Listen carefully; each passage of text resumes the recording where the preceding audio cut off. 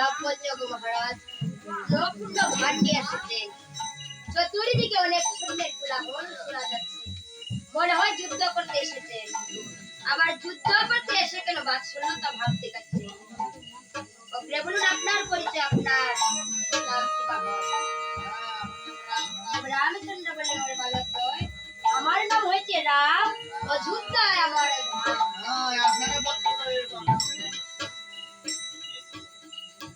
রামচন্দ্র বললেন, ওরে বালক নয়, সত্যই তো রাম আমার সঙ্গে করিবে রণের পূর্বে বলি কথা বলে সত্যই যদি তোরা মারা তার শুনে বর্ণিত থাকো, রক্তের যদি কোনো বাঁধনে থেকে যাও, তাহলে প্রথম মানটি তোমাদের